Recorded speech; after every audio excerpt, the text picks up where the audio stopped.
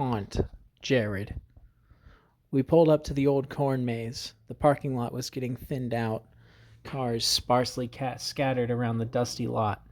The maze had a big sign out front with the orange string lights around it and a jack-o'-lantern in front, a floodlight shining onto it to illuminate the word, Fright Nights. Can you survive the labyrinth?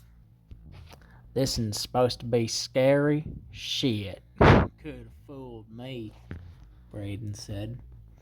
I looked at him, and I wanted to tell him he didn't have to always pretend to be tough in order to get his dick wet, but I decided it wasn't worth it. We got out of the truck and headed up to the entrance through a plywood cutout of a devil's mouth. The ticket booth lay ahead, covered in fake cobwebs. The lady behind it said, "Hey y'all, ready to face your fears?" "Hell yeah," I said. "Perfect. Are all of you over 18?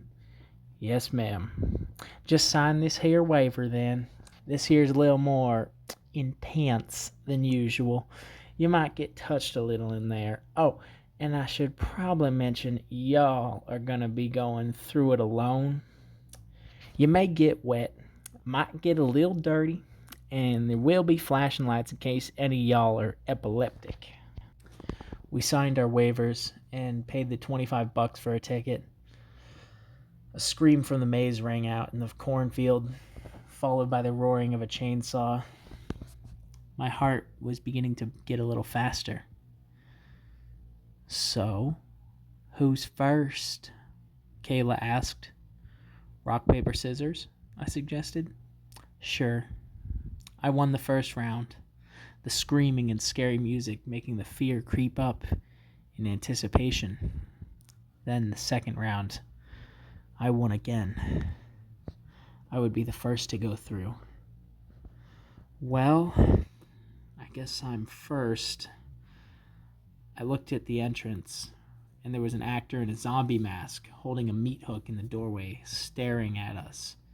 He was sort of standing in a menacing way, staying longer than I would have expected.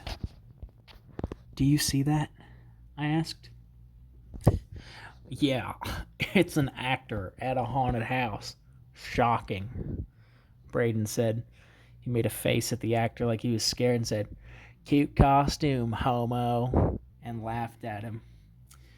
The actor backed into the darkness, disappearing into the maze. "Come on, man. He's just doing his job." "Not very well. He don't scare me." I went up to the entrance, waiting in line. The darkness behind the dangling ropes swallowed the guy in front of me whole. I was getting very nervous. My hands were beginning to shake. "In you go," the guy at the entrance told me. And so I stepped into the darkness, turning a corner, and the world behind me was gone. The hallway was dark. Fishing wire dangled from above, tickling my face.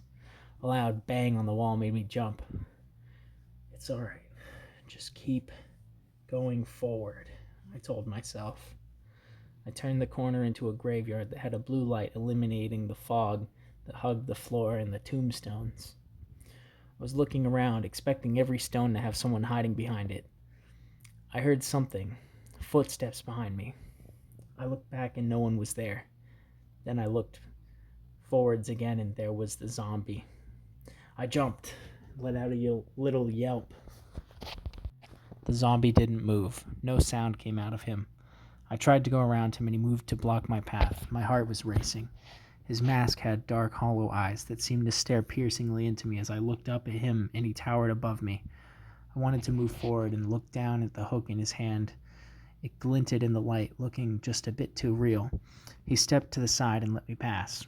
A wave of relief washed over me as I moved toward the flashing strobe lights of the next hallway with white-painted walls. I let out a sigh as the tension went away for a moment. I looked behind me to see where he was, and the graveyard room was empty. He was nowhere to be seen. I turned to see the hallway flashing with the zombie at the end, hook hanging down, ready to slash. I screamed as he ran at me, then agony as the cold steel penetrated my stomach, ripping through my guts, the blood spurting intestines spilling out. Oh God, why me? Why? What did I do?